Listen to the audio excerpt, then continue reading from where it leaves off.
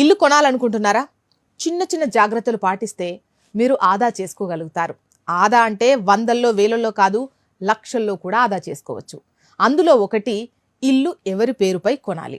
మహిళల పేరుతో ఇల్లు కొంటే చాలా అదనపు ప్రయోజనాలు ఉంటాయి. రియల్ ఎస్టేట్ రంగంలో మహిళల పెట్టుబడులను ప్రోత్సహించడానికి అనేక బ్యాంకులు మరియు నాన్ బ్యాంకింగ్ ఆర్థిక సంస్థలు మహిళలకు తక్కువ వడ్డీ రేట్లకు రుణాలు ఇస్తున్నాయి. సాధారణంగా మహిళలకు 5 నుంచి 10 పాయింట్ల వరకు తగ్గింపు లభిస్తుంది. అంటే పురుషులతో పోలిస్తే మహిళలకు తక్కువ వడ్డీకే రుణాలు వస్తాయి. ఇది బ్యాంకును బట్టి మారుతూ ఉండొచ్చు కూడా. అండ్ దీంట్లో క్రెడిట్ స్కోర్ కూడా ఇంపార్టెంట్, దాన్ని బట్టి కూడా ఉంటుంది. వడ్డీ రేటు తక్కువగా ఉన్నప్పటికీ లాంగ్ టైంలో గనక మనం చూస్తే పెద్ద మొత్తంలో ఆదా అవుతుంది. అండ్ దీంతో పాటు చాలా రాష్ట్ర ప్రభుత్వాలు మహిళలు ఇల్లు కొనుగోలు చేస్తే ఈ స్టాంప్ డ్యూటీలో రాయితీ ఇస్తాయి.